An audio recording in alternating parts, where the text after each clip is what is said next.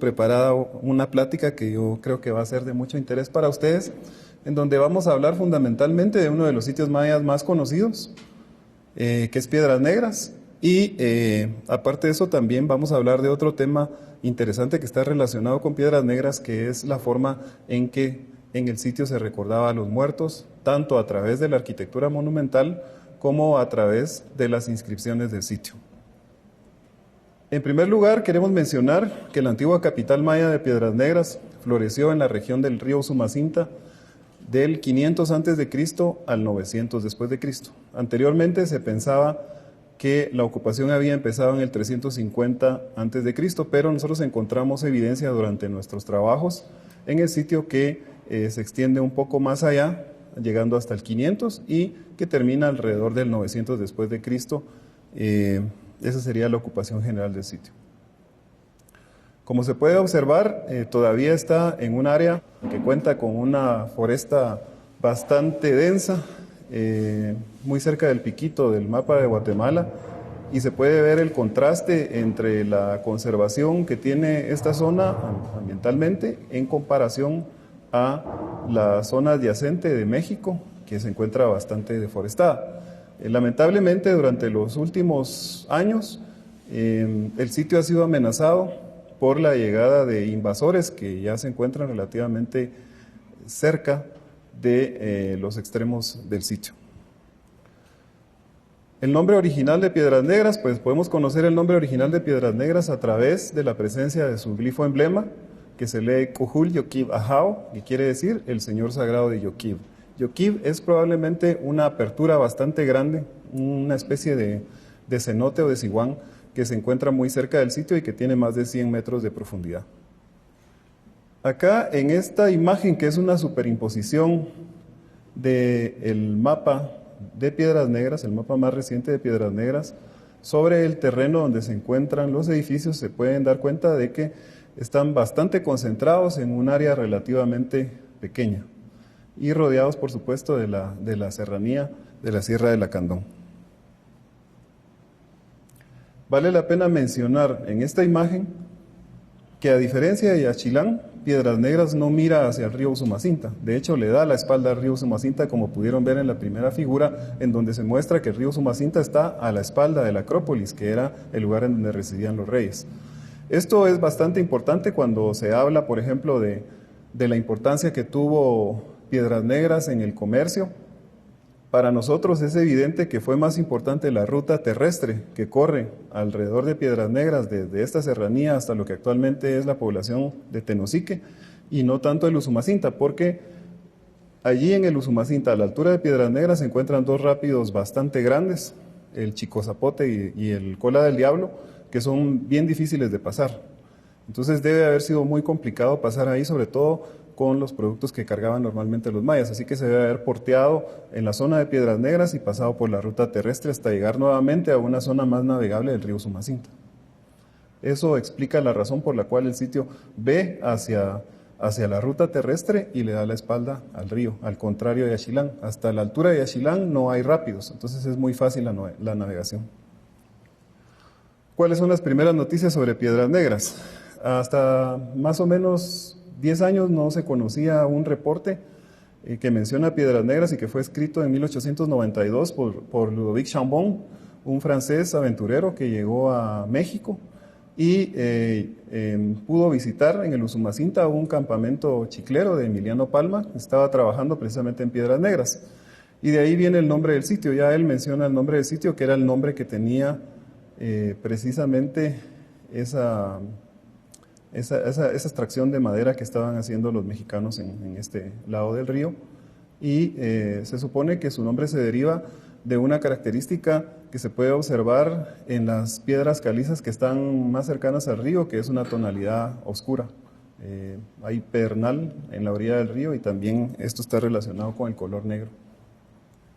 La primera expedición científica al sitio fue realizada en 1897 por Theobert Mahler, el austríaco Theobert Mahler, quien hizo una publicación bastante completa para el Museo Peabody de la Universidad de Harvard. Tiene fotografías excelentes que aún son de mucha utilidad para poder hacer los dibujos de los monumentos, ya que en ese momento estaban mucho mejor preservados a como están ahora y no habían sido saqueados, no se habían removido algunas de las superficies esculpidas. El primer proyecto arqueológico que se desarrolló en Piedras Negras fue el proyecto del Museo de la Universidad de Pensilvania de 1931 a 1939. Anteriormente, la institución Carnegie había hecho algunos trabajos en el sitio, pero fundamentalmente estaban orientados hacia registrar las fechas en cuenta larga de los monumentos, un trabajo que emprendió en todo Petén el famoso arqueólogo Sylvanus Morley, y que se puede ver en su libro The Inscriptions of Petén, pero no incluyó, digamos, un trabajo más completo de investigación arqueológica concentrada en el sitio. Eso fue el proyecto del Museo de la Universidad de Pensilvania. Y vale la pena mencionar que Alden Mason, el interés que tenía en el sitio era, sobre todo, remover los monumentos principales para llevarlos al Museo de la Universidad de Pensilvania. Hizo un enorme esfuerzo por arreglar el paso ese natural terrestre que les digo que existía desde la época prehispánica, lo limpió hasta llegar a Tenosique, y así fue como lograron sacar varios de los monumentos principales que posteriormente fueron devueltos al gobierno de Guatemala con algunas pequeñas excepciones. Entonces, en esa primera época, bajo la dirección de Alden Mason, podríamos decir que el proyecto de Pensilvania se concentró fundamentalmente, como decía, en conseguir piezas que pudieran ser exhibidas en el museo, particularmente los monumentos. Posteriormente toma la dirección de este proyecto Linton Satterwhite Jr., y él le da un enfoque totalmente diferente al proyecto, un enfoque que ahora llamaríamos nosotros más científico. Vale la pena mencionar que a pesar de haber sido, digamos, desarrollado este proyecto desde una época tan temprana, y en ese tiempo aún se debatía sobre si los mayas vivían o no vivían en las ciudades, si eran solamente centros ceremoniales y que la población vivía dispersa, Satterwhite hizo un artículo dentro de las notas del sitio, en donde menciona que en Piedras Negras habían casas, que habían unidades residenciales, y es el primero en proponer precisamente esta idea, que no llegó a prosperar sino hasta los años 60, sobre todo con el trabajo de Gordon Willey. Podemos ver el campamento del proyecto de la Universidad de Pensilvania, que por cierto se quemó en una ocasión, en lo cual se perdieron notas y también una colección cerámica grande, que posteriormente pues dio algunos problemas a la hora de tratar de interpretar la temporalidad y la procedencia de la cerámica. Ahora entramos a la época del último proyecto arqueológico en Piedras Negras, que fue un esfuerzo organizado en conjunto por la Universidad de Brigham Young y la Universidad del Valle de Guatemala. La primera temporada se hizo en el año de 1997, la segunda temporada en el 98, la tercera en el 99, la cuarta en el 2000 y la quinta posteriormente en el 2004, que fue enfocada fundamentalmente en un solo edificio, que es la estructura K5, de la cual vamos a hablar más adelante. Y la dirección de este proyecto estuvo a cargo del doctor Stephen Houston, que ahora es profesor de la Universidad de Brown, y de su servidor. Aquí enterrando las cenizas de Tatiana Proskuriakov, que alguien me hablaba al principio de la conferencia precisamente sobre esto, ¿verdad? Y hicimos una pequeña ceremonia y enterramos las cenizas de Tatiana Proskuriakov en la parte más alta de la Acrópolis. Precisamente hablamos de ella es responsable del conocimiento de la historia del sitio. En 1960 publicó un artículo sobre los patrones de fechas de Piedras Negras en la revista American Antiquity, y es un artículo seminal en realidad porque por primera vez se propone allí que los mayas no solamente en sus monumentos no solamente representaban a sacerdotes, a deidades y a fechas relacionadas con ceremonias, sino que incluían nombres, retratos de reyes y fechas de nacimiento, de muerte y de matrimonio. Ella es la primera en proponer esto, algo que va también de la mano con una identificación que había hecho Heinrich Berlin, publicada precisamente aquí en Guatemala en la revista de la Facultad de Humanidades, donde él propone que en la lápida del Templo de las Inscripciones de Palenque, en la tumba de Pacal, se retratan personajes de la realeza.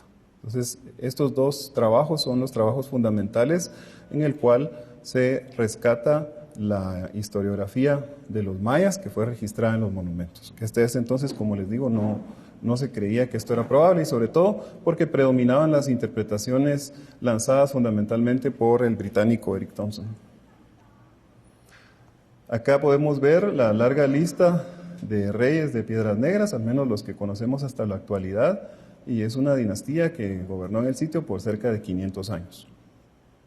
Tenemos un mayor conocimiento de los gobernantes del Clásico Tardío por la cantidad de monumentos que erigieron. Normalmente dedicaban monumentos cada jotún, es decir, cada 5 años, algo que no es muy común en el área maya, donde normalmente se dedicaban monumentos cada 20 años, acá se dedicaban cada 5.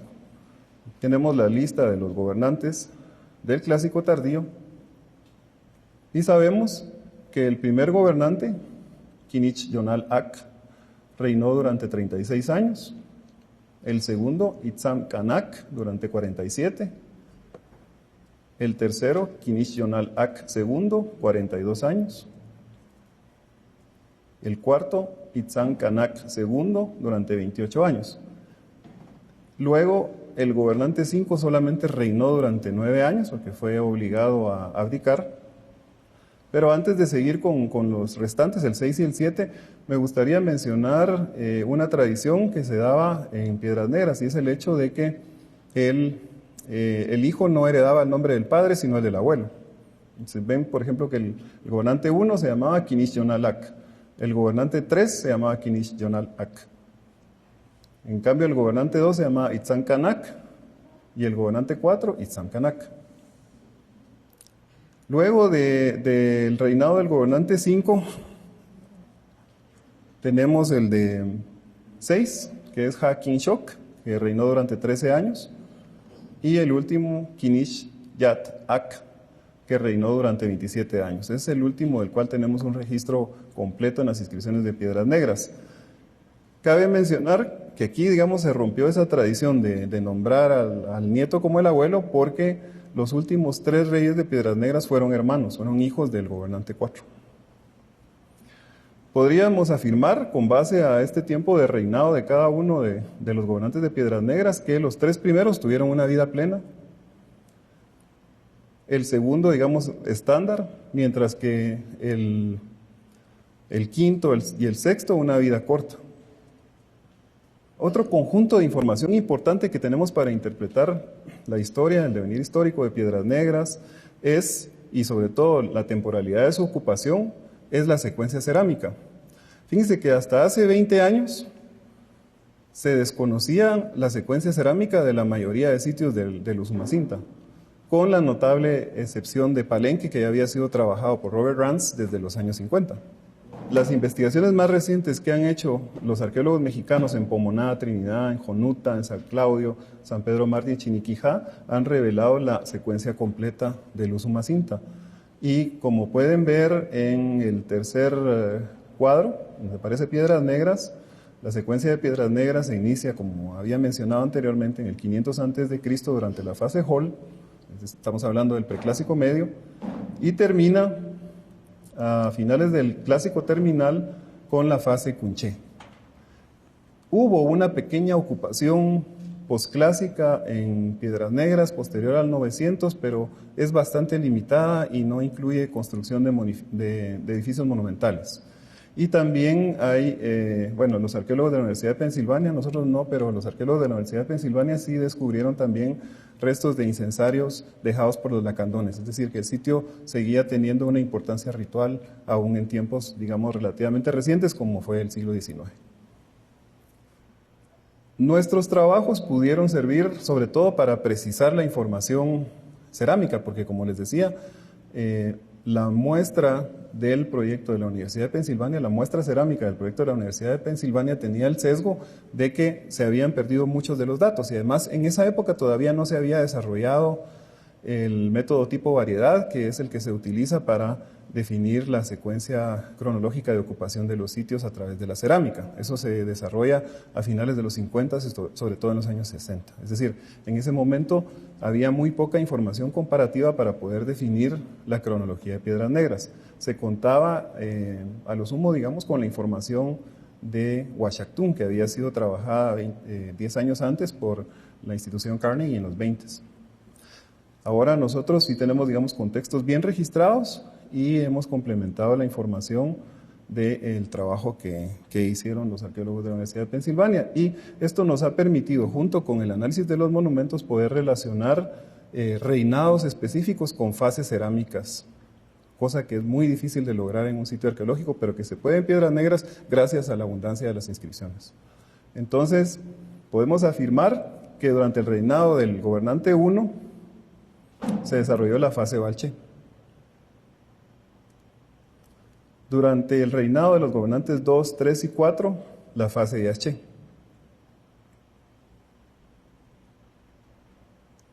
Durante el 5, el 6 y el 7, la fase Chacaljás. Eso es bien importante porque nos permite ir reconociendo los grandes proyectos constructivos que tuvieron los gobernantes, no solamente identificados a través de las inscripciones, sino también a través de la cerámica que se encuentra en sus construcciones. Y lo que es más, en algunos casos hemos sido tan precisos que hemos logrado definir facetas y relacionarlas con los gobernantes, como es el caso de la faceta temprana de Yaxché, que está relacionada con el gobernante 2, mientras que la faceta tardía está relacionada con los gobernantes 3 y 4. Se podría afirmar de que aproximadamente habían 1.5 gobernantes por cada faceta. Bueno, ahora entramos más en el tema principal de esta conferencia y vamos a hacer un recorrido por el sitio y vamos a empezar precisamente con lo que son los testimonios funerarios a través de los glifos. Aquí está el mapa de Piedras Negras, el que les mostré superimpuesto sobre la fotografía del terreno. Y vamos a empezar en el grupo sur, que es el grupo más temprano, que tiene la ocupación más temprana de Piedras Negras, con la estructura R8, que es el primer templo funerario conocido. Acá podemos ver cómo era el patio del grupo sur antes del reinado del primer gobernante del Clásico Tardío. Y ahí pueden ver esa pequeña pirámide de 2 cuerpos, es la estructura R8. Cuando se hizo excavaciones adentro de la estructura R8 se encontró un edificio anterior del Clásico Temprano. Este edificio fue excavado por Mark y Jessica Child en el 2000 y ellos descubrieron el entierro 110, una tumba casi vacía del Clásico Temprano que fue reingresada en tiempos posteriores. Acá podemos ver una fotografía de la planta del entierro. Pueden observar la presencia de nichos hacia el lado derecho. Y algo bien importante es que se encontró un bulto sacrificial a los pies del difunto que contenía los restos de 2 adolescentes. Esta es una tradición muy común que está relacionada con tumbas de gobernantes, como también se encontró, por ejemplo, tal vez para mencionar el ejemplo más conocido de todos, de una tumba maya, ¿verdad?, en la famosa tumba de Pacal en el Templo de las Inscripciones. Ahí también había una pequeña caja antes de la entrada principal a la tumba, en donde se encontraron los restos de adolescentes. Y entre las ofrendas que se descubrieron, podemos ver acá los restos de una máscara de jade y concha, orejeras, collares, pendientes. Máscara de concha, aquí reconstruida por Zach Ruby. Este es el dibujo de la máscara. Y nos queda la pregunta de quién fue el ocupante del entierro 110, porque no hay inscripciones relacionadas con este gobernante dentro de la tumba, ni tampoco hay un monumento asociado con este edificio. Sin embargo, debido a que se trata de una tumba de Clásico Temprano, tuvo que haber sido alguno de estos gobernantes que sabemos que reinaron durante esa época. Pero, de acuerdo con el análisis de la cerámica, lo más probable es que haya podido ser alguno de estos que están dentro del cuadro. Así que hasta el momento su identificación es enigmática, pero sí creemos que se trata de un entierro real, precisamente por la presencia de los adolescentes sacrificados y algunas de las ofrendas muy ricas que ustedes pudieron ver. Sin lugar a dudas, durante el reingreso se deben haber extraído algunos otros objetos. Seguimos dentro del grupo sur, ahora ya en el extremo sur, y ahí se encuentra un pequeño edificio que se conoce como estructura U3, que creemos que se trata de otro ejemplo de una tumba reingresada. Acá lo pueden ver. Enfrente de este edificio U3 se encontró esta tumba que es grande, de grandes dimensiones, también con nichos, pero estaba casi completamente vacía. Esta tumba fue encontrada por los arqueólogos de la Universidad de Pensilvania y ya estaba abierta. Es evidente que el techo debe haber sido de madera y debe haber estado localizada abajo del piso de la plaza. ¿Con qué objetivo? Pues con el objetivo de permitir su ingreso posterior, incluso tenía gradas de acceso. Entonces, en alguna época determinada los mayas reingresaron a la tumba y deben haber extraído algunos de los objetos, porque realmente se encontró muy poco y no había evidencia de saqueo. Ahora algunos se han de estar preguntando, bueno, pero ¿y cómo es eso de que los mayas reingresaban a las tumbas, verdad? Y podemos ver que esa es una tradición que está documentada tanto en la arqueología como en los monumentos. En este caso particular vemos el altar 5 de Tikal, que fue dedicado en el 711 después de Cristo, y lo que representa es precisamente una ceremonia en la cual se extrajeron los huesos de una reina. Aquí podemos ver al gobernante Hazawa Chancawil de Tikal y a Chac Sakwais, el señor de Masal, que están exhumando el cráneo y los huesos largos de Tunte Kaiwak, una dama noble de Topoxté.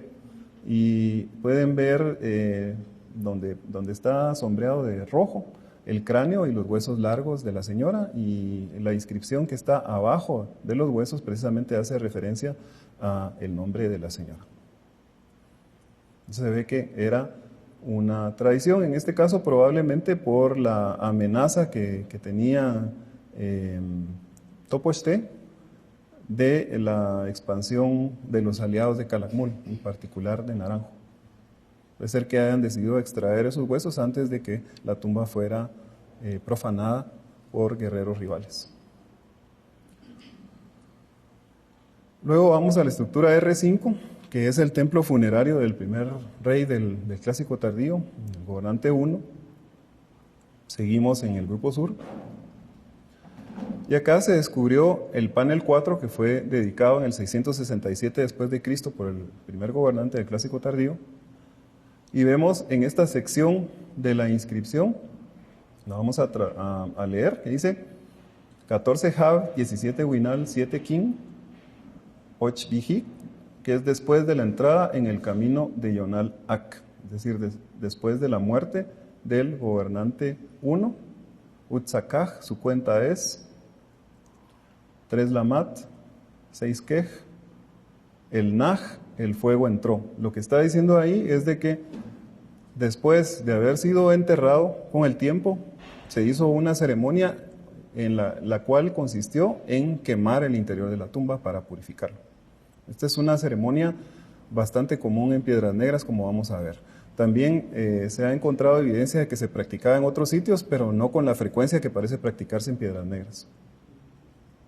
Dice, Umukil, el fuego entró en su tumba, Kujulyo Kibajao, que quiere decir el Señor Sagrado de Piedras Negras.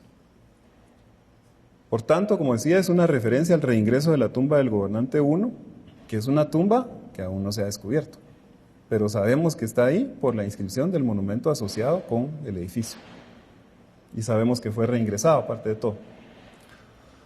El contexto acá es el grupo sur en tiempos del gobernante 2, ahí se puede ver la estructura R5, que era el edificio principal del grupo en esa época.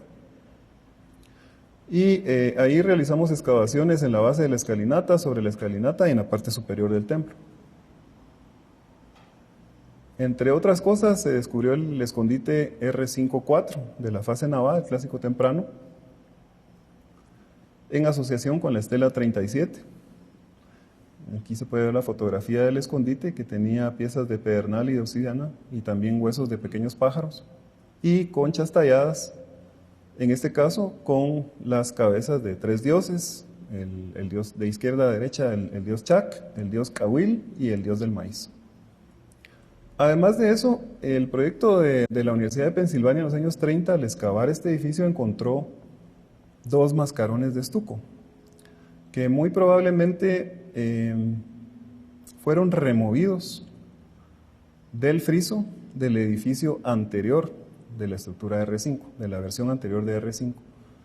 Y esos se habían descubierto acá y el otro acá. Entonces, cuando yo estaba excavando en este templo, por los principios de simetría que normalmente manejaban los mayas, se me ocurrió que podía haber uno tercero asociado con este nicho, que era un lugar en donde se quemaba copal. Y decidí hacer una excavación exploratoria arriba, y apenas a unos 20 centímetros de la superficie descubrí un tercer mascarón, 99, que es el que pueden ver acá. Otro dato importante con respecto a Piedras Negras, que es diferente a otros sitios, es que frente a los templos normalmente se localizan los monumentos del gobernante siguiente, del sucesor. Los templos tienen una pequeña plataforma de monumentos en donde se localizan las estelas. Aquí podemos ver 6 estelas de la 33 a la 37 sobre la plataforma, más una en la base, que es la estela 46. Sin embargo, uno pensaría, como digamos se ha usado el razonamiento en algunas épocas, de que como aquí en estas estelas está representado un gobernante, este edificio debe haber sido construido por ese mismo gobernante, ¿verdad? Pero en el caso de Piedras Negras no es así, porque el templo fue construido por el gobernante 1, pero los monumentos corresponden al gobernante 2. Es muy probable que el templo haya sido modificado por el gobernante 2 al enterrar al gobernante 1 y como una vinculación a su padre, que es, digamos, esa relación genealógica es la que le da derecho a él a subir al trono, refuerza o acentúa esa relación, esa legitimidad a través de la colocación de sus monumentos enfrente al edificio dedicado a su padre, donde está enterrado su padre. Luego nos movemos hacia la plaza del Grupo Oeste, que por cierto, había mencionado que en el Grupo Sur durante el Clásico Temprano fue el centro de poder principal de Piedras Negras, es decir, en donde se concentraba la actividad ceremonial y la actividad administrativa del sitio. Eso cambia en el Clásico Tardío, cuando es el Grupo Oeste el que se convierte en el principal centro de actividad del sitio, el centro de poder del sitio. Y acá en la Acrópolis se encuentra la estructura J4, en donde probablemente se ubica la tumba del gobernante 2.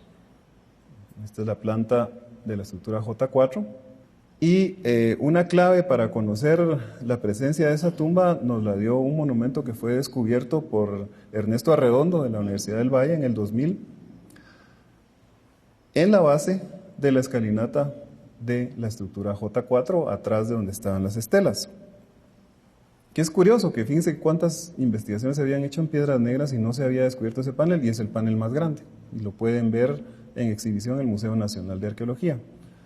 Este panel fue dedicado en el 706 después de Cristo por el gobernante 2, y acá se puede ver al gobernante 2 como personaje principal, con un par de capitanes, nobles subalternos a los lados, que le están tributando cautivos.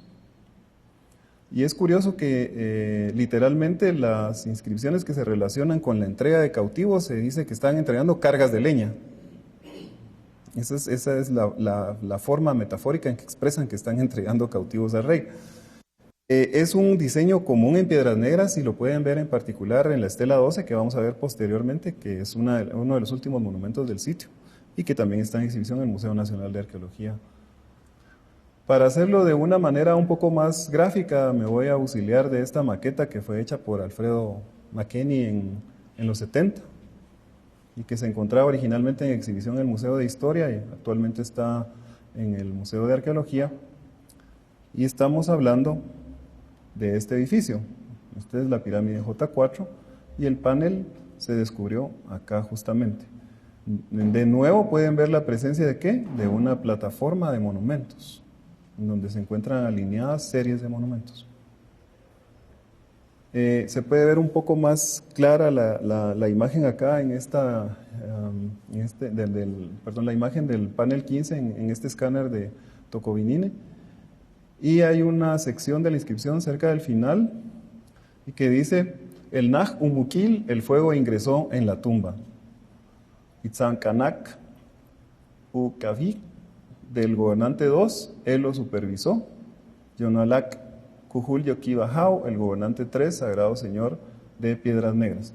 Entonces, nuevamente vemos que se hace referencia a que la tumba del rey fue quemada, ¿por quién? Por su sucesor. Y esto normalmente se hacía 20 años después de haber sido enterrado el rey. Por tanto, habla del reingreso a la tumba del gobernante 2 por el gobernante 3. Y en la relación con fila de estelas, como hemos mencionado antes, aunque el templo J4 fue dedicado por el gobernante 2, está confrontado por estelas que fueron dedicadas por el gobernante 3, que fue su sucesor inmediato al trono, como ocurre en el caso de R5 que mencionamos anteriormente.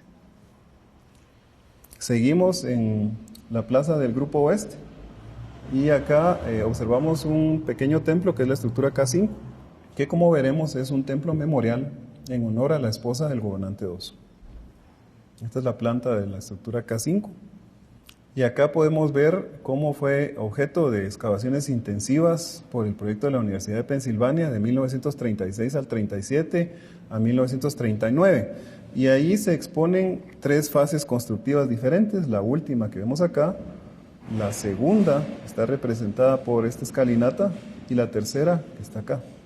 Ustedes saben que los mayas tenían la costumbre de construir un edificio encima de otro, ¿verdad? Entonces, cuando los arqueólogos excavamos los templos, es como cuando se empieza a pelar cebollas, ¿verdad? Hay una capa atrás de otra capa, salvo que el edificio haya sido construido en una sola época y no haya vuelto a ser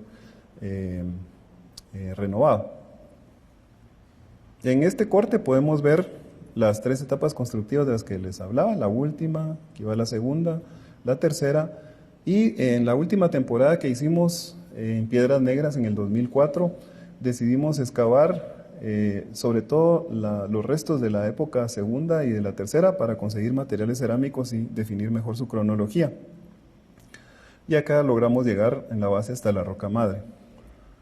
Este edificio es bien conocido por el dibujo de Tatiana Proskuriakov. Es digamos la versión penúltima de la estructura K5, es el edificio K5-1 y se conoce con facilidad por la presencia de una serie de mascarones. En la parte superior, probablemente en este bloque, se descubrió el panel 7 del 678 después de Cristo y acá vemos un dibujo hecho por Stephen Houston de este monumento. Y vamos a ver cómo el texto se relaciona con la inscripción. En primer lugar, se representa sentado al gobernante 2, acompañado de un noble tributario de Hishwitz, una señora de Hishwitz, y la entrega de un tributo o dote, como vamos a ver posteriormente, al rey. En esta parte de la inscripción, en el extremo inferior derecho, se lee Tabayí, que quiere decir elevada en el lugar, la piedra de su nombre, y vale la pena mencionar que cuando se usa el sufijo il, quiere decir que es una dedicación póstuma, es decir, que la persona a la que fue dedicada ese monumento ya está muerta. ¿Y quién es esa persona? Es la señora del Cerro del Jaguar, Ish Hitzwitzahau, la esposa del gobernante 2. Por tanto, nosotros consideramos que la estructura K5 puede ser el lugar de entierro de la esposa del gobernante 2. Y hay otras razones también para pensar en eso, y aquí estamos usando, digamos, un análisis más espacial. Mi buen amigo y maestro, el doctor Stephen Houston, ha propuesto que existe una relación visual entre templo y juego de pelota que puede tener además una asociación mortuoria. Podemos ver en esta fotografía de la Universidad de Pensilvania al fondo el templo K5, aquí está el mascarón, el que se conservaba mejor, y el juego de pelota. En este dibujo de Tatiana Proskuriakov, que es más bien un sketch, también podemos ver la relación que existe. Y aquí está la cancha de juego que va a dar justo al eje del templo. Ahora veamos qué se ha descubierto en otros edificios de otros sitios que tienen esa asociación similar. Y vemos el templo 1 de Tikal y el juego de pelota 5 de 74.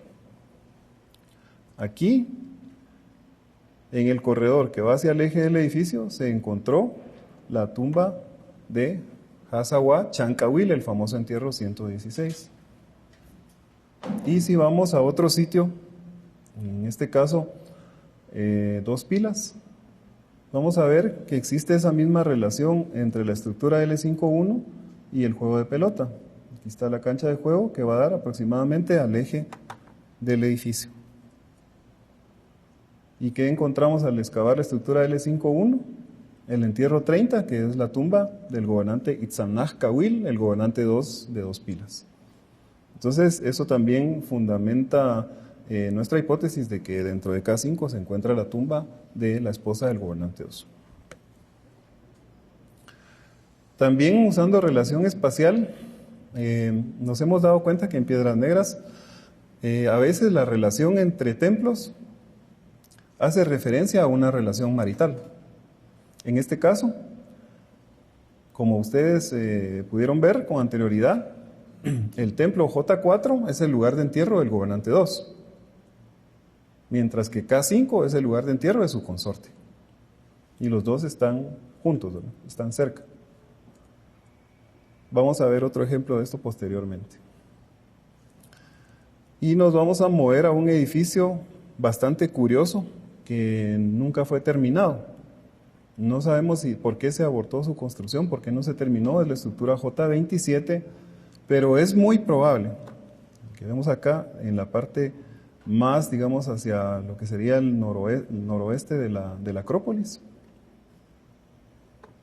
Creemos que es muy posible que haya sido el lugar de entierro del gobernante 3, que originalmente había sido planificado como templo funerario del gobernante 3. Sin embargo, el gobernante 3 fue enterrado en un lugar atípico, porque fue enterrado en el patio 1 de la Acrópolis. Este es J27 y J28, que son dos templos que no fueron terminados. Creemos que J27 era el lugar en donde iban a descansar los restos del gobernante 3. Nos hemos preguntado por qué no se terminó, ¿verdad? Pero es muy probable que a su sucesor no le interesara invertir esfuerzo en la tumba de su padre. Entonces decidió enterrarlo simplemente en el patio de la Acrópolis, que era mucho más fácil. Y un lugar además a donde podía tener acceso posterior con mucha mayor facilidad, como vamos a ver.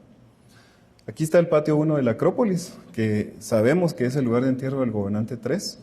Curiosamente un espacio palaciego, que no es muy común entre gobernantes. Estamos hablando de este espacio que está localizado acá, justo muy cerca de donde se encontró el famoso trono de Piedras Negras. Y allí se descubrió el entierro 5. Los arqueólogos de la Universidad de Pensilvania descubrieron el entierro 5, que si lo comparan con otros ejemplos que hemos visto ya, tiene nichos, tiene la presencia de un personaje principal, y en este nicho que hay, restos de adolescentes, de 2 adolescentes. Y tiene algunos otros objetos interesantes como este, del cual voy a hablar posteriormente. Sabemos que es la tumba del gobernante 3 por inscripciones asociadas. Aquí podemos ver un close-up del cráneo del rey con una diadema. Se puede ver un pendiente también. Y sus dientes que tenían incrustaciones de jade. De especial interés es la presencia en esta esquina de la tumba de 213 placas perforadas de conchas espóndilos. En un principio se creía que tal vez formaban parte del tocado. Sin embargo, podemos ver que más bien pudo haber sido parte de una vestimenta. Y tenemos un ejemplo para eso. Vamos nuevamente al panel 15 que retrata al gobernante 2 y miren lo que está portando. Es precisamente una especie de chaleco que tiene este tipo de conchas.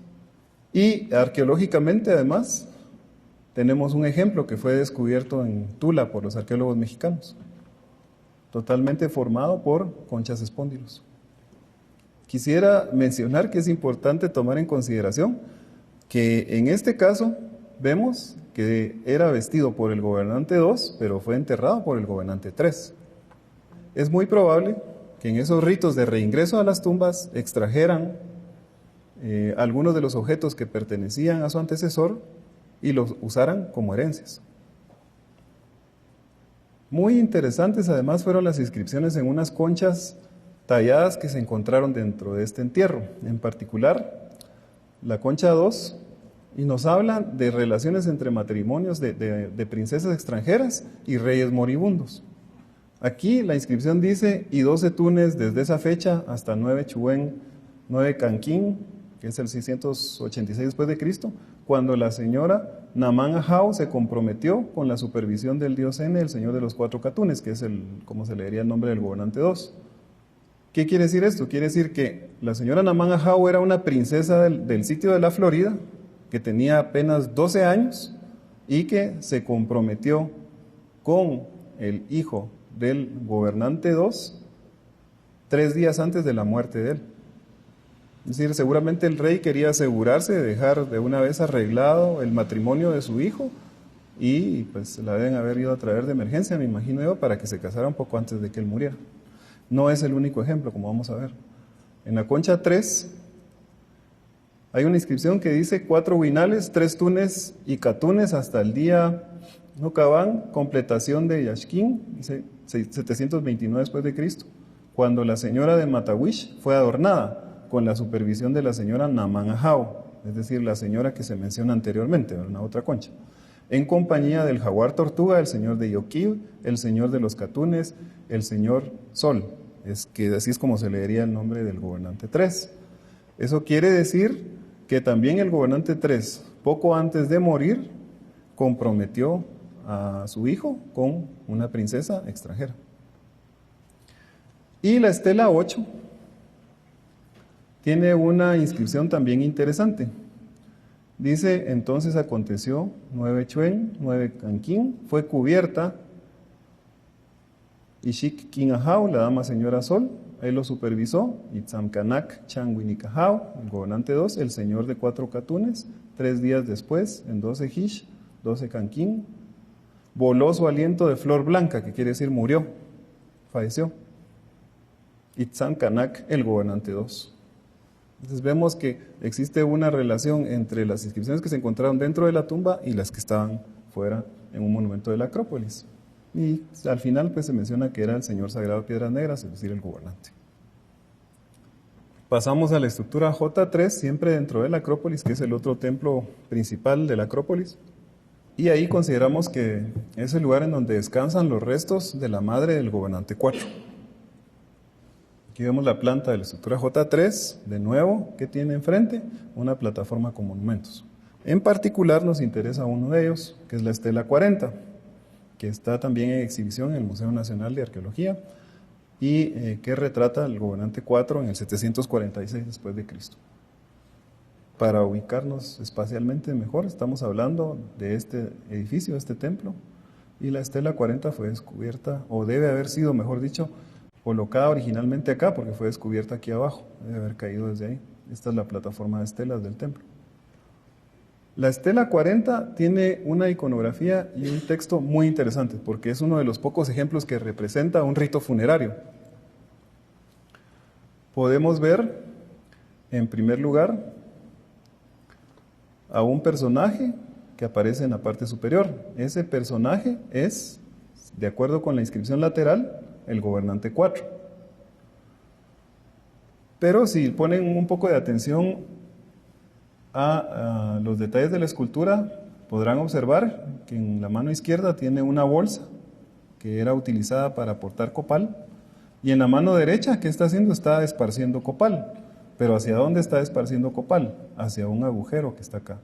Entonces, esta puede ser la superficie del templo, la parte superior del templo, y esto lo que se conoce normalmente como psicoducto, que quienes hayan ido al templo de las inscripciones de Palenque y hayan visto la tumba de Pacal, precisamente hay un psicoducto que fue el que dio la clave para buscar la tumba de Pacal, precisamente, a Alberto Ruz, que es una especie de tubo, ¿verdad?, que va desde donde se encuentra enterrado el rey hasta la parte superior del templo, y que era utilizado para que pudiera salir el espíritu del rey a comunicarse con sus sucesores dentro del templo en algunas ceremonias. Entonces vemos esto representado acá gráficamente. También vemos un lazo, ¿verdad?, que une estos dos planos diferentes, digamos, el plano del mundo terrenal, el plano de cierta manera del inframundo, porque es un muerto, ¿verdad? ¿Y quién es ese personaje? Es un personaje ataviado con regalía ceremonial y que está saliendo de una especie de sarcófago. Aquí se ven las patas.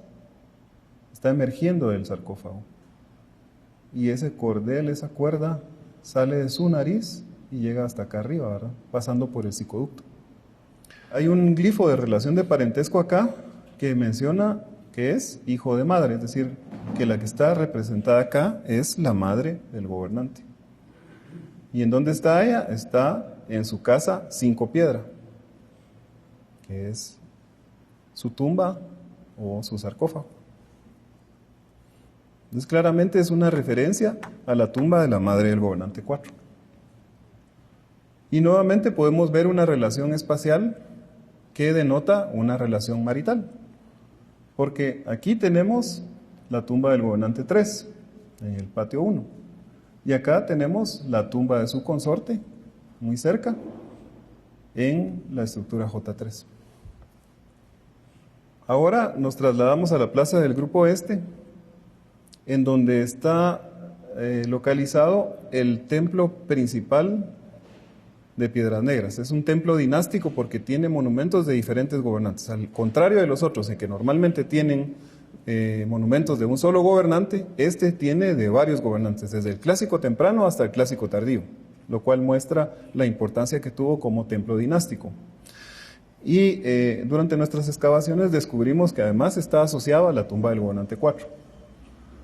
En esta planta se puede ver la cantidad de monumentos que tenía cuando se encontró. Aquí en este caso tenemos uno de los pocos monumentos del gobernante 5. Y tiene grandes similitudes con el templo de las inscripciones de Palenque. En primer lugar, ambos templos fueron construidos a la espalda de un cerro, es decir, no tienen una parte posterior, salvo la parte superior, sí tiene, digamos, un dorso, pero el resto no, el resto está apoyado en un cerro. Y aparte de eso, tienen 9 terrazas, que normalmente es algo que está relacionado con los templos funerarios. Tienen altares de mesa, es decir, altares redondos que están sostenidos por patas. Y el templo tiene 5 pórticos, así que tiene muchas similitudes. Entonces, si uno juzgara simplemente por esas similitudes, ¿qué pensaría? Bueno, tiene una tumba como la tumba de Pacal, ¿verdad? Sin embargo, hay una inscripción que se encontró en uno de los monumentos asociados con este templo que da a entender que no era un templo funerario. Existe un término para templo no funerario, y este se encuentra presente en el panel 12, que fue dedicado en el 514 después de Cristo por el gobernante C, uno de los gobernantes del clásico temprano. Y en esa sección de la inscripción se dice: es el dormitorio del Dios. Y sabemos que los templos eran utilizados o eran llamados dormitorios porque a través de sueños se podían comunicar con los dioses. Entonces era un lugar para meditación, era un lugar en donde se podían comunicar con el Dios, no era un templo funerario, como sí hemos visto en las otras inscripciones de los otros templos, en donde hemos logrado identificar la presencia o posible presencia de tumbas de gobernantes. En Copán también hay una inscripción similar, y ahí se menciona igual que es un dormitorio de Dios.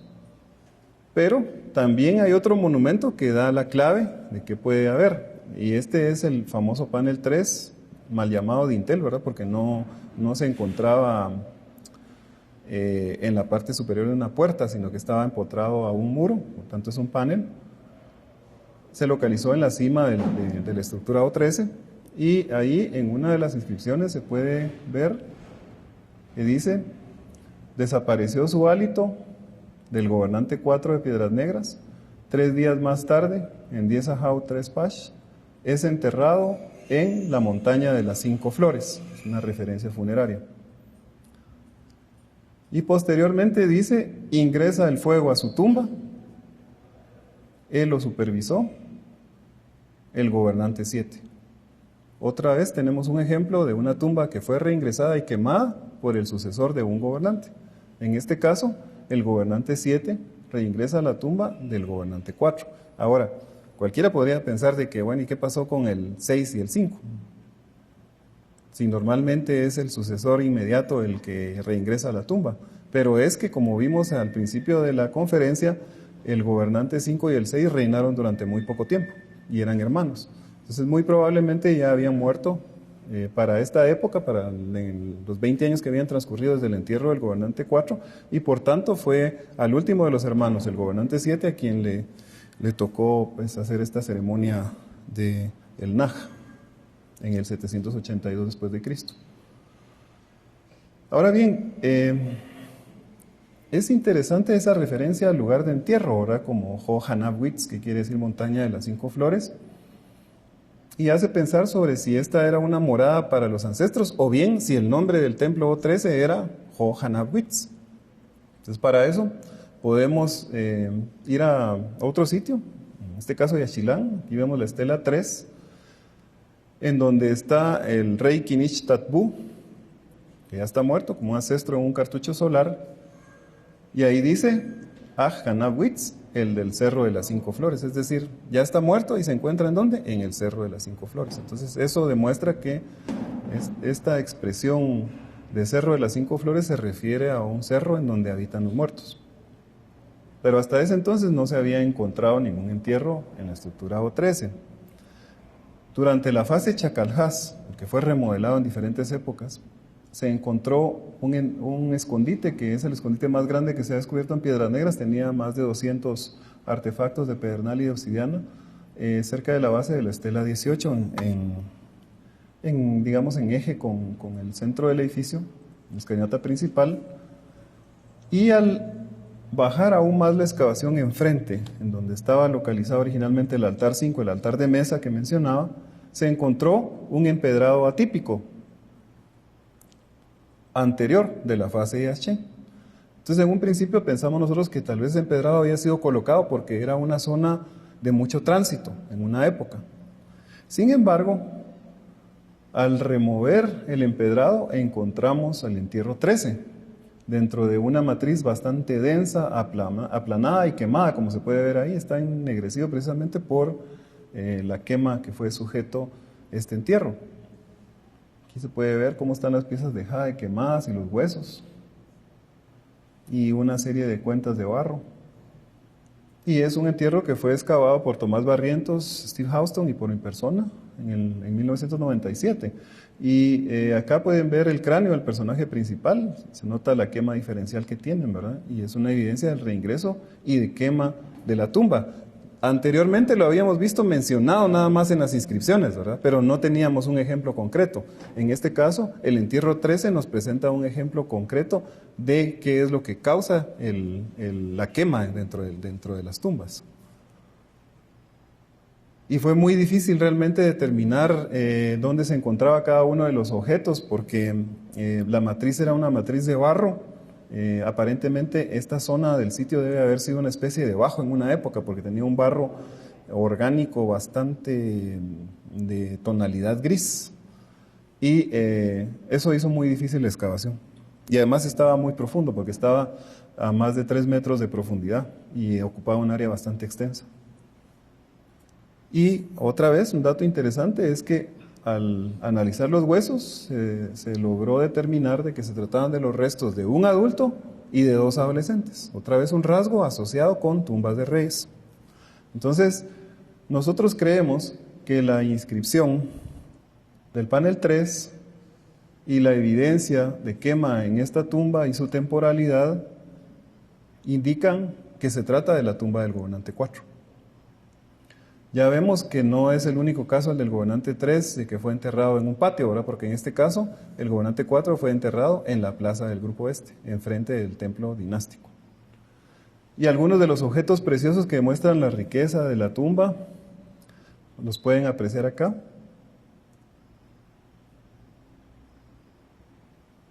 pero contrasta con la presencia de un collar de piedras de barro. Nosotros creemos que ese collar fue pintado de verde, que cuando se reingresó a la tumba se quitó, pues, se le quitó a los restos el collar original, que era de jade, y se le puso ese collar de cuentas de barro, pues al fin de cuentas ya nadie lo iba a ver, ¿verdad? Y en cambio el rey, el sucesor, sí podía usarlo, el rey 7. Que no se ha encontrado otra evidencia de un collar como ese asociado con una tumba de un rey.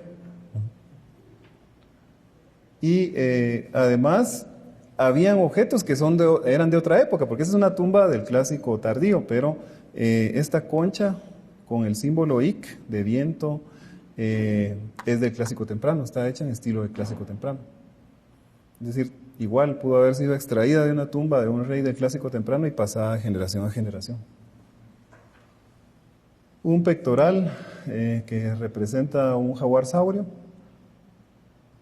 de piedra verde, y este que formaba parte del tocado del rey, que es un mosaico de conchas espóndilos en forma de jugador de juego de pelota. También se encontraron una serie de conchas talladas, como era el mismo caso del entierro del gobernante 3.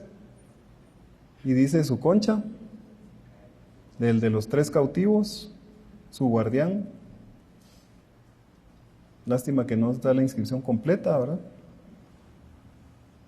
Y estas otras conchas espóndilos, que están hechas en estilos diferentes al tradicional de piedras negras. Acá en el dibujo de Steve Houston se aprecia mejor. Y corresponden al 747 después de Cristo, durante el interregno de Yaxchilán. Hubo una época en Yaxchilán en donde no se sabe realmente quién reinaba, pero se supone que como Yaxchilán siempre fue el némesis de Piedras Negras, ellos vivieron teniendo pues batallas, guerras continuas desde el clásico temprano hasta el clásico tardío. Es muy probable que en esta época lo que hace Piedras Negras es que acoge a uno de los pretendientes al trono de Yaxchilán y lo tiene pues en Piedras Negras como que fuera rey, o bien que lo impuso a Yaxchilán como rey. Y aquí está mencionado precisamente él, ahí en celeste está su nombre. Lo vemos acá, es Yopat Bahlam, que también está mencionado en el panel 3, es decir, aquí tenemos correspondencia entre un objeto que fue encontrado, un nombre, mejor dicho, de un personaje que fue encontrado dentro de la tumba, en este caso en esta concha, con un personaje que está mencionado en el panel 3, que es ese rey de Yaxchilán. Pudo ser un gobernante títere de Piedras Negras en Yaxchilán, como estaba mencionando.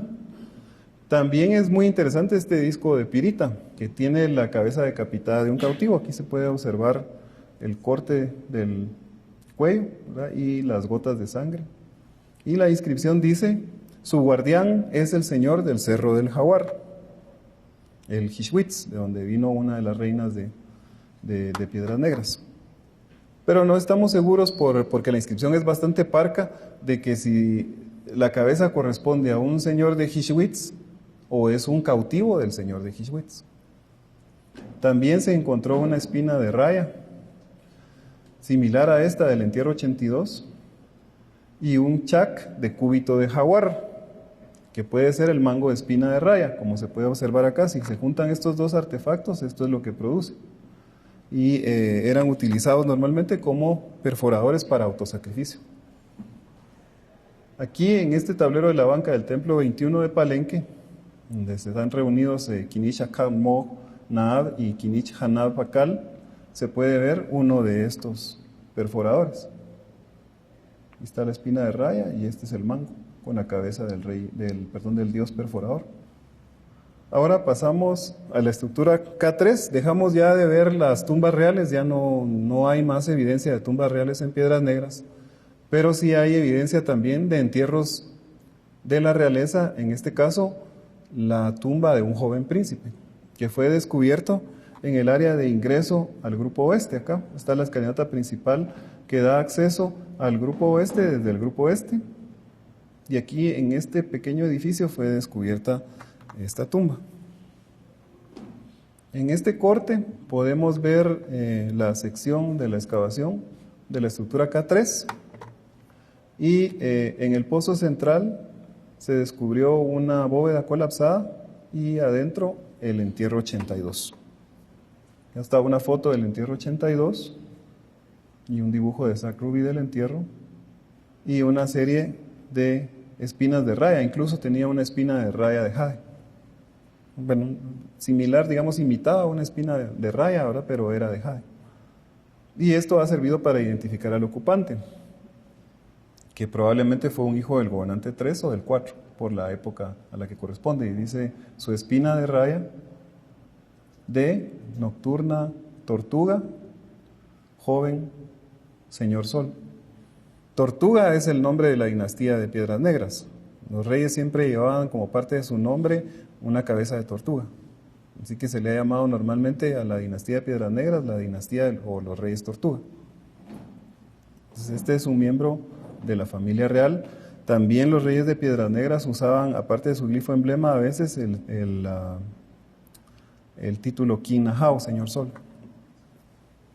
Pero no aparece mencionado con mucha frecuencia en Piedras Negras ese título, pero sí sitios vecinos cuando mencionan a Piedras Negras lo hacen refiriéndose a ese título de Señor Sol. Mencionábamos del perforador de autosacrificio y fíjense que es muy curioso que estas representaciones del dios Chak hechas en cúbito de jaguar se encontró la primera en el entierro 5, la segunda en el entierro 13 y esta otra en el entierro 82.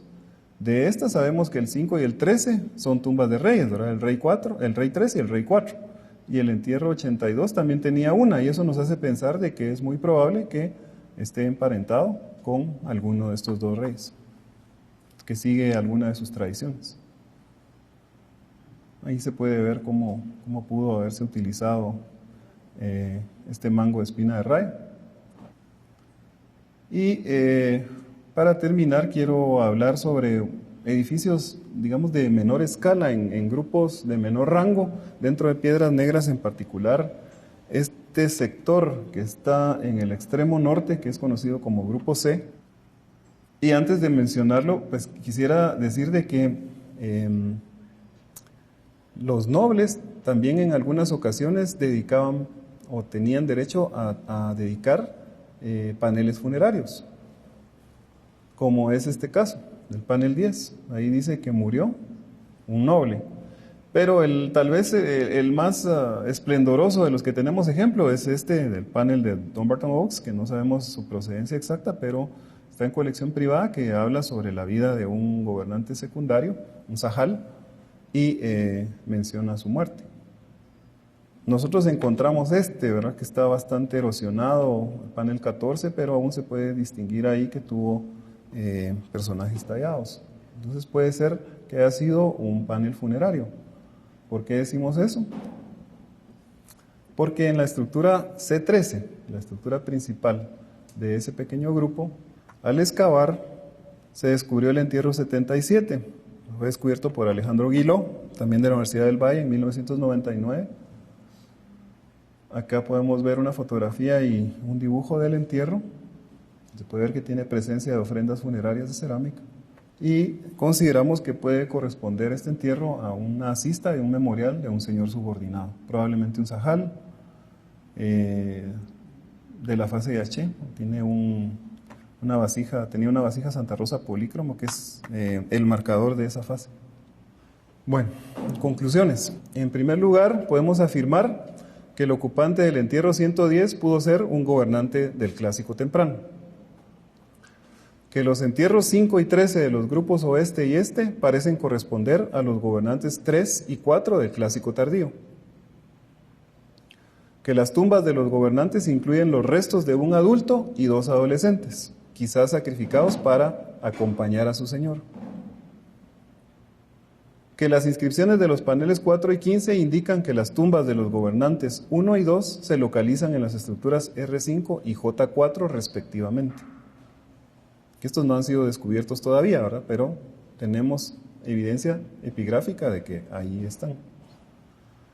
Que el reingreso y quema de las tumbas reales cerca de 20 años luego del entierro del gobernante por su sucesor es una tradición del Clásico temprano. No la tenemos atestiguada en del clásico tardío, perdón, no la tenemos atestiguada en el clásico temprano. Que se desconoce el lugar de entierro de los gobernantes 5, 6 y 7, pero las inscripciones sugieren que todos fueron hijos del gobernante 4. El gobernante 7 pudo ser sacrificado en Yaxchilán. Hay una inscripción de Yaxchilán que menciona la captura del gobernante 7 por Quinichtadbú, el gobernante de Yaxchilán, y es muy probable que haya sido sacrificado. Después de eso ya no tenemos más inscripciones, o mejor dicho, ya no tenemos más construcciones monumentales en Piedras Negras, aunque sí hay una inscripción en un altar en la plaza del Grupo Oeste que menciona probablemente a un gobernante posterior, pero no sabemos prácticamente nada de él aparte de esa inscripción. También hay evidencia de violencia aplicada a los monumentos de Piedras Negras, por ejemplo, la destrucción del trono 1 de Piedras Negras, que era el trono del gobernante 7, que fue encontrado totalmente partido por los arqueólogos de la Universidad de Pensilvania y no parece que, digamos, el grado de deterioro que tenía o de fractura, mejor dicho, que tenía ese panel haya sido ocasionado por el derrumbe del edificio en donde se encontraba, sino más bien parece haber sido ocasionado por agentes humanos. Pudieron haber sido los responsables guerreros de Yaxchilán.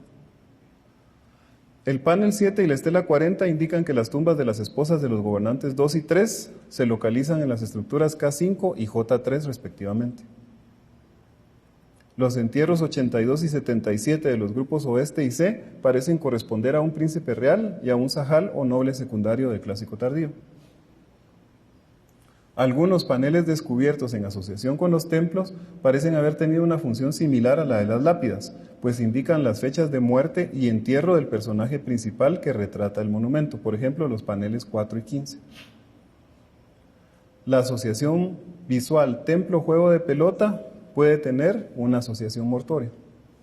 Y de agradecimientos, no quisiera terminar esta plática sin mostrar nuestra gratitud a el Ministerio de Cultura y Deportes por los permisos para hacer las investigaciones y supervisión y también orientación, a la Universidad de Brigham Young, a la Universidad del Valle de Guatemala, al Dr. Kenneth Woolley y Spencer Kirk, que fueron patrocinadores del proyecto, a la Fundación FAMSI y a Luis Rainieri, al Dr. Peter Harrison y su Fundación AHAU,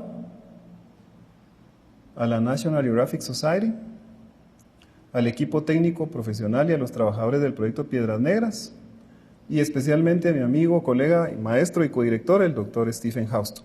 Muchas gracias. Doctor, buenas tardes. La distancia que hay en algunas narrativas en México sobre el fallecimiento de un gobernante y deben de pasar 4 años en lo que él busca, el gobernante muerto busca el llegar al 13º cielo y todo eso, ¿no? Y después de 4 años se suponía que lo incineraban. Esa es la búsqueda que andamos haciendo de Moctezuma y todos los tlatoanis que le precedieron. 4 años era la distancia entre la muerte y la posible incineración, según las entrevistas que hicieron Durán y todos los cronistas posteriores a la conquista. ¿Aquí hay alguna relación entre la muerte del gobernante y su incineración en tiempo que sea verificable? No. La tradición de la incineración de cuerpos se da en el área maya hasta la época posclásica y muy probablemente por influencia de grupos de México, ¿verdad? Grupos indígenas de México con los que estaban en contacto, como sabemos también no solamente a través de las crónicas, sino que de la influencia de algunos elementos arquitectónicos como los templos gemelos y ese tipo de cosas, ¿verdad? Entonces, en Guatemala sí se han encontrado entierros cremados, sobre todo dentro de vasijas, pero como decía, en el altiplano y en el posclásico. Particularmente se pueden ver muchos ejemplos de esto en Misco Viejo. Y en Quiché, ¿verdad? En las famosas urnas, esas preciosas de cabezas del dios jaguar, del inframundo y todo esto que se exhiben acá en el Museo Popol Vuh, precisamente ¿qué contenían? Contenían restos humanos cremados. Ahora, en el área maya no era una tradición y de hecho este ritual del Naj, que consistía en quemar la tumba, no implicaba incinerar los restos del rey, porque como se puede ver, todavía están los huesos, ¿verdad? Quemados, pero ahí están los huesos. Es decir, que la temperatura no era tan alta como la temperatura que se requeriría para poder incinerar los restos. Como bien mencionaste, encontramos en algunas glosas nominales de los reyes de Yoquib la colocación Inahau, ¿verdad? ¿Crees que tenemos suficiente evidencia como para pensar que se trata de un título de origen a la hora de que tengamos un Inahau o como en el caso de la hija de Ignich Jonal Ak, que tenemos Ish Inahau, o podría tratarse más de un título familiar muy propio de la familia pues de Ignich Jonalak, o probablemente un topónimo, como tenemos también ejemplos en naranjo como Masham o ocurrió en Masham. ¿Qué pensás vos si alguna de esas tres posibilidades para el título? Pues fíjate que si uno analiza, digamos, evidencias de otros sitios, también podríamos incluir dos pilas, ¿verdad? Más yo pensaría, o al menos yo me siento más inclinado a pensar de que su origen es un topónimo, es un lugar particular dentro del sitio, porque recuérdense que el glifo emblema no hace referencia solamente a la ciudad, sino también al territorio de dominio del rey, es decir, a la extensión del territorio de dominio del rey. Pero cuando se acompaña de títulos como este, en otros ejemplos, en otros sitios, parece más estar relacionado con un nombre del lugar específico. También en Machaquilá, ¿verdad? Lo podemos ver. Entonces yo pensaría que tal vez está relacionado con un topónimo, pero ahí hay mucho todavía que hacer, ¿verdad? Y sobre todo sería interesante hacer una comparación entre cómo aparece este título en referencias de los sitios cercanos a Piedras Negras, cuando hablan de Piedras Negras, versus las apariciones que tiene dentro del sitio, y la verdad es que nosotros no lo hemos hecho, ¿verdad? Así que si querés seguir esa línea de investigación, con mucho gusto. Los primeros slides que usted mostró 7 gobernantes, primera y tercera, y segunda y cuarta, tenía el mismo nombre pero diferente grifo. Quiere decir que expresaba el mismo nombre en diferente forma. ¿Cómo es? Sí, pues esa es... Y también quiero preguntar de si es primero y segundo también expresa dentro de ese grifo. Esa es una característica de la escritura maya, ¿verdad? Tenemos una escritura logosilábica, puede representarse la misma palabra de diferentes formas.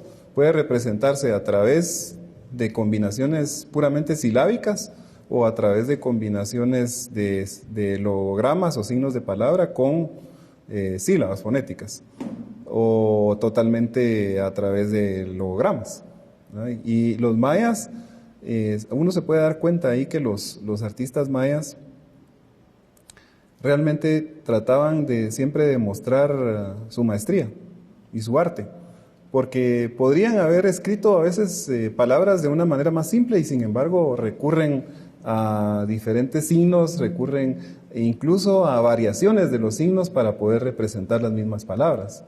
Y recordemos que en esa época eran muy pocos los miembros de la población que podían leer.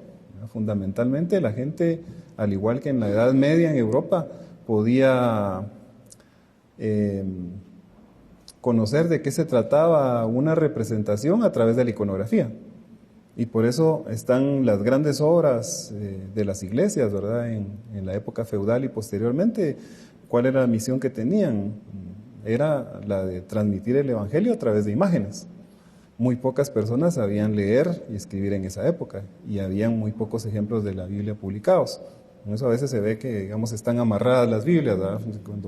Cuando surgen los protestantes, precisamente se critican de eso, ¿verdad? Porque dicen que los católicos mantenían a las Biblias atadas en cadenas, ¿no? Pero en este caso sí se usa, digamos, otra vez diferentes signos, pero que tienen la misma lectura. Ellos no numeraban sus nombres. Nosotros los numeramos para poder conocer, porque si no, yo les podría hablar, por ejemplo, de que encontramos la tumba de Kinish Jonal Ak, ¿verdad? Pero ¿a qué Kinish Jonal Ak me refiero?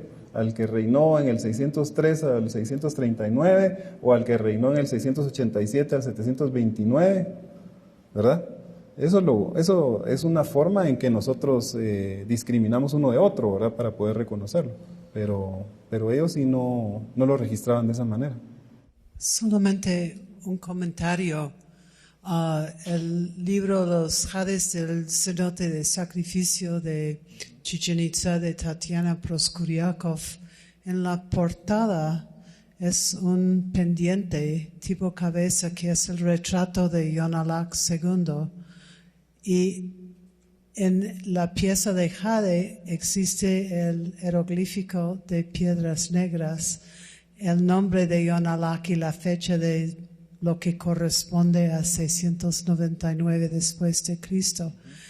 Para mí eso es interesante para ver la conexión entre el clásico y el posclásico, y entre las ciudades del río Sumacinta y el cenote de sacrificio de Chichén Itzá, que es una conexión que 500 años después que fue labrado y fue una cosa importante de piedras negras que se encontró en el cenote de sacrificio de Chichén Itzá. Para mí eso es una indicación que mucha gente del Imperio Maya clásico llegaron al norte después de la decadencia del clásico. Bueno, yo ahí, digamos, tal vez tendría una opinión diferente. Normalmente se ha asociado a Chichén Itzá con una ocupación del posclásico. Sin embargo, las investigaciones más recientes que han hecho los mexicanos durante los últimos 15 años demuestran que tuvo una ocupación muy grande en el clásico terminal y un poco anterior. Es decir, que lo que antes se consideraba posclásico no es tan claro de que sea posclásico. Entonces, puede ser que esta pieza haya llegado ahí en la época clásica, no necesariamente en el posclásico.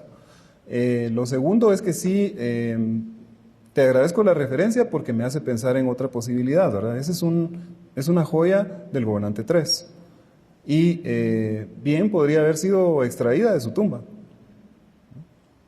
y depositada ahí por ser un lugar ritual. Sí sabemos y tenemos evidencia de que los mayas realizaban peregrinaciones a lugares sagrados, eso sin lugar a dudas. Y yo creo que el ejemplo más claro que tenemos en Guatemala de esto es Nactunich, la cueva de Nactunich, porque ahí hay inscripciones en donde mencionan la llegada de gobernantes de diferentes lugares a realizar ritos a la cueva, ¿verdad? Y eran lugares neutrales en donde, aunque digamos estuvieran dos reyes en conflicto, en esos lugares no podían pelear, ¿verdad? Y eran lugares también importantes para el comercio por esa misma razón.